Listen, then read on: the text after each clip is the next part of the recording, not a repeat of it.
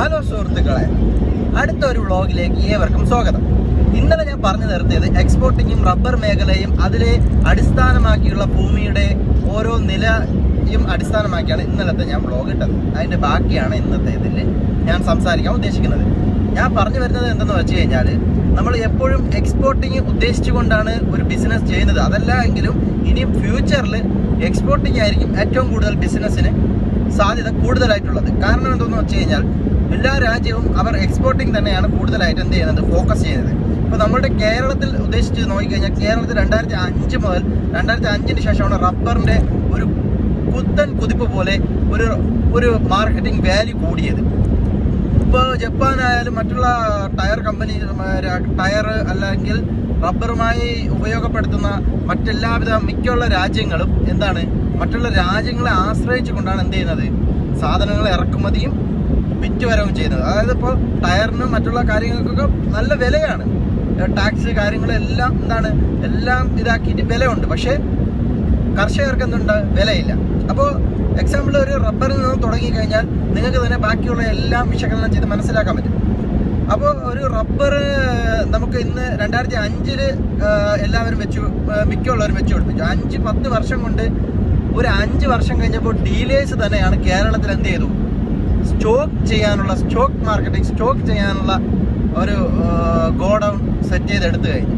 അപ്പോൾ അവർ വിചാരിക്കും സാധനങ്ങൾ അവർ ഇപ്പോൾ നമ്മൾ ചെറിയ കർഷകർക്കാണെങ്കിൽ 1 ഏക്കർ 2 ഏക്കർ റബ്ബർ കൃഷിയാണെങ്കിൽ ഇന്ന് അവർക്ക് ആദായം ഉണ്ടാവും, അവർക്കത് മുതലായി വരും.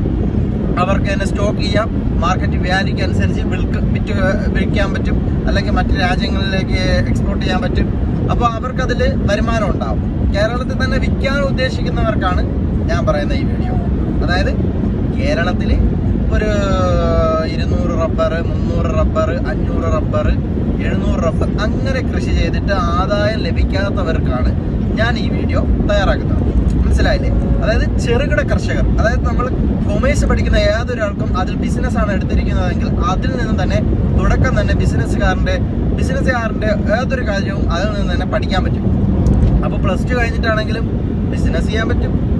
അപ്പോൾ ഞാൻ പറഞ്ഞു വന്നത് എന്തെന്ന് വെച്ച് കഴിഞ്ഞാൽ, ഇപ്പം റബ്ബർ നമ്മൾ എങ്ങനെ നോക്കിയാലും നമ്മൾ വിൽക്കാൻ ഉദ്ദേശിച്ച് കഴിഞ്ഞാൽ വില കിട്ടൂല. ഒരു വില കയറ്റുകയും അല്പം കയറ്റുകയും കൊണ്ട് വിൽക്കേണ്ട അവസ്ഥയുമാവും. മനസ്സിലായില്ലേ?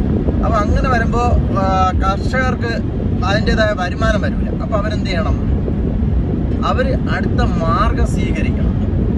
ഇപ്പോൾ കേരളത്തിൽ തന്നെ സ്റ്റോക്ക് ചെയ്യാനുള്ള അത്യാവശ്യം അവർക്ക് ഡീലേഴ്സിൽ സ്റ്റോക്ക് ചെയ്യാൻ റബ്ബറായാലും മറ്റുള്ള കോക്കനട്ട്, അതുപോലെ ഇപ്പം എന്തിനാണോ വില ഉള്ളത് അത് സ്റ്റോക്ക് ചെയ്യാനുള്ള ഒരു സജ്ജീകരണമുണ്ട്.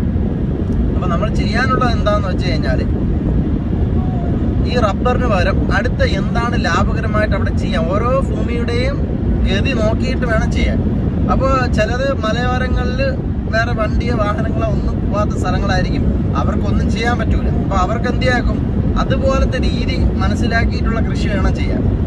അപ്പോൾ ഏതൊരു സ്ഥാപനത്തിലും ഇന്നത്തെ കാലാവസ്ഥ, കേരളത്തിലെയാണ് ഞാൻ കൂടുതലായിട്ട് ഫോക്കസ് ചെയ്ത് സംസാരിക്കുന്നത്. അപ്പോൾ ഏതൊരു കാലാവസ്ഥയ്ക്ക് അനുസരിച്ചാണ്, ഇന്നത്തെ കേരളത്തിലെ കാലാവസ്ഥയ്ക്ക് അനുസരിച്ച് ഒരു ഭൂമിയിൽ ഒരു ചെറിയൊരു സ്ഥാപനം, അതായത് സ്ഥാപനമല്ല, ഒരു ഗോഡൗൺ പോലെയോ അല്ലെങ്കിൽ ഒരാളിനൊരു 10-30 സെൻറ്റ് 20 സെൻറ്റ് അങ്ങനെ ഉള്ളെങ്കിൽ ഒരു 5 സെൻറ്റ് ആയാലും കുഴപ്പമില്ല. ഒരു ചെറിയൊരു റൂം ഉണ്ടായിരിക്കണം, ഒരു ബാത്റൂം സജ്ജീകരണമുള്ള ഒരു റൂം എന്താണ് അത് തയ്യാറാക്കിയിരിക്കണം. കാര്യം അതിൽ നിന്ന് തന്നെ എന്ത് ചെയ്യാൻ പറ്റും, അതിന് എന്താണോ അത് പഠിക്കാൻ പറ്റും. അവിടെ നിന്ന് വരുമാനം വരുന്നുണ്ടോ വരുന്നില്ലേ, എങ്ങനെയാണ് അവിടെ നിന്നും വരുമാനം നമുക്ക് എടുക്കാൻ പറ്റുക എന്നുള്ളത്. അതായത് വസ്തു മാത്രം വാങ്ങി ഇട്ടിട്ട് നമുക്കതിൽ നിന്നും വരുമാനം വന്നില്ലെങ്കിലും ഗുണമില്ലല്ലോ. അപ്പോൾ അതിന് വേണ്ടിയിട്ടുള്ള കാര്യമാണ് ഞാൻ ഈ പറയുന്നത്.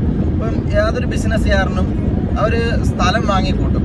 എന്താണ്, ടാക്സ് കാര്യങ്ങൾക്കെല്ലാം എന്ത് ചെയ്യാൻ പറ്റും, അതിൽ മുതലായി പോകാൻ പറ്റും. വെറുതെ ടാക്സ് അടച്ച് പൈസ ബാങ്കിൽ കൊണ്ടിട്ട് ടാക്സ് അടയ്ക്കേണ്ടത്, വസ്തുക്കൾ വാങ്ങിച്ചിട്ട് പ്രോപ്പർട്ടീസ് കാണിച്ച് പോകാൻ പറ്റും. അപ്പോൾ അതുകൊണ്ടാണ് വാങ്ങുന്നത്. പക്ഷേ അവർക്കും അതിനൊന്നും ആദായം എടുത്ത് വീണ്ടും ബിസിനസ്സിനെ ഡെവലപ്പ് ചെയ്യാൻ ചെയ്യുന്നില്ല, സാധിക്കുന്നില്ല. എന്തുകൊണ്ട്? അപ്പോൾ ഇപ്പോൾ കേരളത്തിലെ കാലാവസ്ഥയ്ക്കനുസരിച്ചും